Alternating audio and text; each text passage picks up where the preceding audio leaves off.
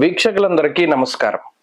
మార్చి నెల 30వ తారీఖున మారబోతూ ఉన్నటువంటి శనేశ్వరుడు ఆయన కుంభరాశి సంచారాన్ని వదిలిపెట్టి పూర్వభాద్ర నక్షత్రము 4వ పాదంలోకి అనగా మీనరాశిలోకి ఆయన యొక్క సంచారాన్ని ప్రారంభం చేయబోతూ ఉన్నారు.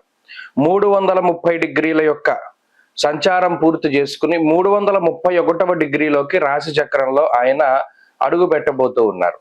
దీని ద్వారా మేషరాశి వారికి కొత్తగా ఏలినాటి శని యొక్క ప్రభావము అనేటువంటిది 7.5 సంవత్సరాల పాటు ప్రారంభమవుతూ ఉన్నది. ఈ తరుణంలో మేషరాశి వారికి శనేశ్వరుడి యొక్క మార్పు ద్వారా కలిగేటువంటి ఫలితాలని ఈ వీడియో ద్వారా క్లుప్తంగా తెలుసుకునేటువంటి ప్రయత్నం చేద్దాం. ముఖ్యంగా ఏదైనా ఒక గ్రహ మార్పు జరిగినప్పుడు దాంట్లో మంచి చెడు రెండు ఉంటాయి. మేషరాశి వారికి ఇప్పటి వరకు లాభస్థాన స్థిత శనేశ్వరుడుగా ఆయన చాలా యోగ్యమైనటువంటి ఫలితాలను గత 2.5 సంవత్సరాలుగా ఇస్తూ ఉన్నారు. అయితే ఇప్పుడు 12వ భావమందు శనేశ్వరుని యొక్క సంచారము 1, 2 రాశుల యందు అంటే మీ జన్మ రాశి లగాయితు లగ్నం ప్రకారం ఇప్పుడు కొంతమంది ఫలితాలు చెప్తూ ఉన్నారు. వారికి ఇది నిజంగా ఒక గొప్ప చెంపపెట్టుగా చెప్పవచ్చును. లగ్నాధారితంగా ఏలినాటి శని వస్తుందా? రాదు. కేవలం రాశి ప్రకారమే వస్తుంది. మరి శని మార్పును లగ్నాలకు ఏ విధంగా చెప్తారు? ప్రజలను భయపెట్టేటువంటి వారు కాబట్టి ఈ విషయాన్ని దృష్టిలో పెట్టుకోవాలి. కేవలం మేష రాశి వారికి మాత్రమే ఏలినాటి శని అన్వయం అవుతూ ఉంటుంది. ఈ రాశ్యాత్తు 12, 1, 2 స్థానాల్లో శనేశ్వరుడు సంచారం జరుగుతూ ఉన్నప్పుడు ఏ విధమైన ఫలితాలు వస్తాయి? దీన్నే ఏలిన నాటి శని అని అన్నారు. ముఖ్యంగా 3 రకాలైనటువంటి ఫలితాలు ఉంటాయి.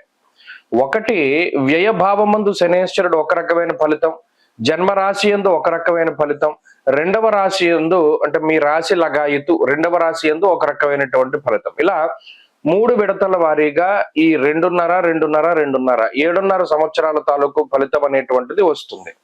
ఇందులో ప్రత్యేకించి ఏలినాటి శని అంటే భయపడిపోవలసినటువంటి పరిస్థితి ఏమీ లేదు. ముఖ్యంగా మేషరాశి వారికి గనక చూస్తే శనేశ్వరుడు లోహమూర్తిగా సంచారాన్ని ఆయన చేయబోతూ ఉన్నారు. అనగా మారినప్పుడు వచ్చేటువంటి మూర్తిత్వం ఏదైతే ఉంటుందో దాన్ని బట్టి కూడా ఫలితాలు ఉంటాయి. లోహమూర్తిగా ఉన్నప్పుడు కేవలం 25% మాత్రమే అది శుభ ఫలితమైన అశుభ ఫలితమైన కేవలం 25% మాత్రమే ఇస్తారు. దానిలోనూ ఈ 2025 సంవత్సరంలోనే గురుబలం కూడా తగ్గుతూ ఉన్నది. అయితే ఇదే సంవత్సరంలో లాభరాహు యొక్క ఫలితం కూడా వస్తుంది. కాబట్టి ఇందులో రాహు బలంగా ఉన్నప్పుడు అటు ఏలినాటి శని దోషం ఉన్నప్పటికీ కూడా ఆ రాహు కొంత శనిచ్చేటువంటి దోషాన్ని తీసివేస్తారు. శనివత్ రాహు కుజవత్ కేతు అన్నారు. అటు ఏలినాటి శని ఉన్నప్పటికీ కూడా మరి రాహు లాభస్థానంలో ఉండడం వల్ల శనిచ్చేటువంటి దోషాన్ని కొంత ఆయన తీసివేస్తారు. కాబట్టి ఇక్కడ పూర్తిగా భయపడవలసినటువంటి పరిస్థితి లేదు. రాహు బలం ఉంటుంది. ఎప్పటి వరకు 3 ఏళ్ల వరకు రాహు బలంగా ఉంటారు.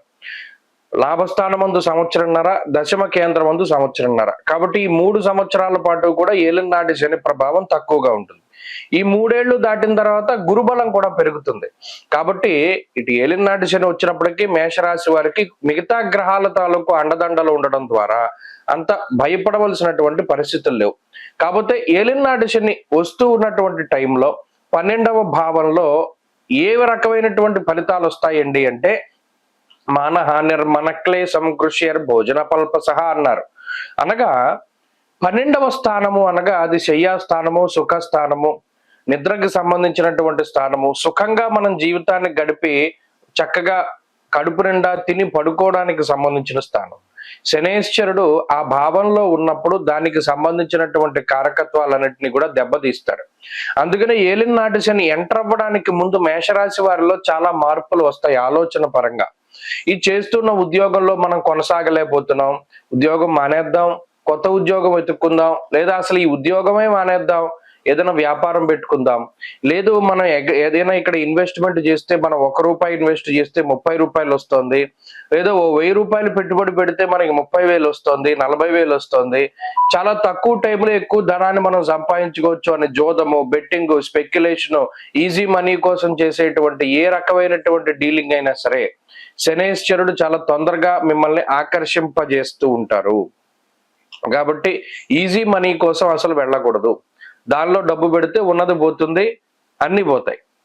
అలాగే ఇంకో విషయం ఏంటి అంటే ఉద్యోగ మార్పు. చాలా మందికి ఇదే సమయాల్లో ఇంతకాలం చేస్తూ ఉన్నటువంటి ఉద్యోగం 10 ఏళ్ళు, 8 ఏళ్ళు, 15 ఏళ్లుగా చేస్తూ ఉన్నటువంటి స్థిర ఉద్యోగాన్ని వాళ్ళు అసలు అందులో కొనసాగలేకపోతారు. అబ్బో నన్ను వీళ్ళు మెంటల్ టార్చర్ పెట్టేస్తున్నారు. అబ్బో నాకు అసలు ఇంకెంతకాలమే నాకు గ్రోత్ లేదు. ఇంతకాలం లేని ఆలోచన ఇప్పుడే వస్తుంది. 10 ఏళ్ల నుండి చేస్తున్నానండి, అసలు నాకేం గ్రోత్ లేదు, ఇంక మానేస్తాను. 10 ఏళ్లుగా అసలు ఉద్యోగం ఉండడమే గొప్ప ఒక ఉద్యోగం.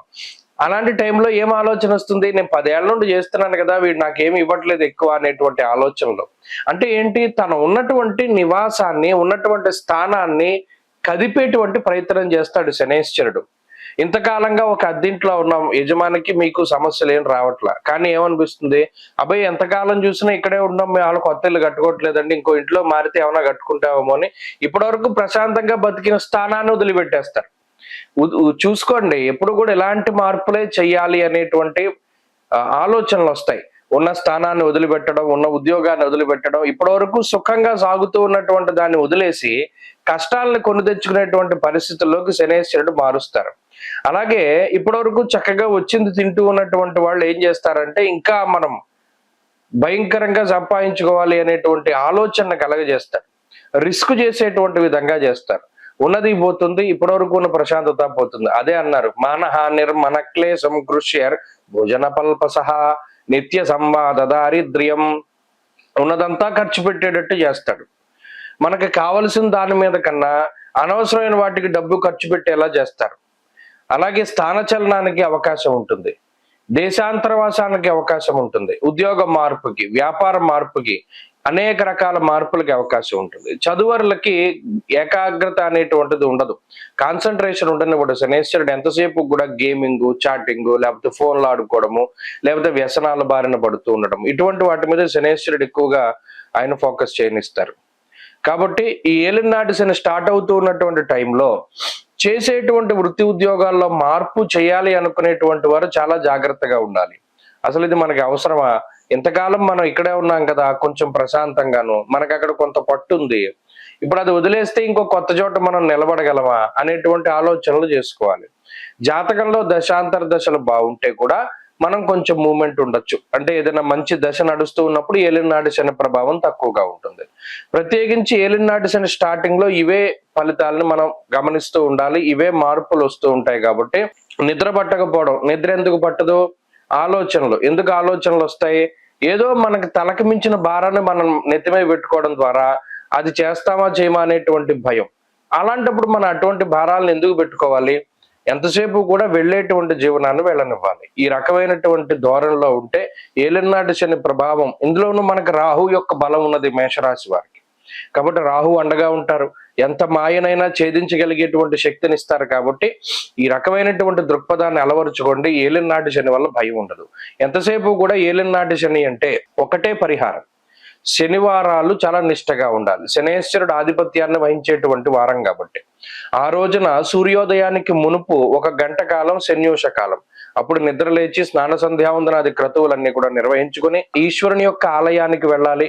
వెళ్ళి చక్కగా ఆయన దర్శనం, అభిషేకం ఇవన్నీ కూడా చేసుకుని దీపారాధన చేసి శనైశ్వరుడికి తైలాభిషేకం జరిపించుకొని ఉప్పు, నల్లటి వస్త్రము, నల్లటి లేదా నీలం రంగులో ఉండేటువంటి పువ్వులు, శంఖం పువ్వులు, ఉప్పు, నువ్వుల నూనె ఇటువంటివన్నీ కూడా దానం చేస్తూ ఉండాలి. అప్పుడు ఏలినాటి శని ఫలితం నుండి బయటపడతారు. ఈ శనివారం నాడు ప్రత్యేకించి చెప్పులు వేసుకోకుండా నడుస్తూ ఉండడం, ఒక గుప్పెడితోటి పంచదార తీసుకుని రావి చెట్టు చుట్టూ నల్లటి చీమలకు ఆహారంగా వేస్తూ ఉండడం ద్వారా కూడా శని ప్రభావం అనేటువంటిది తగ్గుతుంది. స్వస్తి.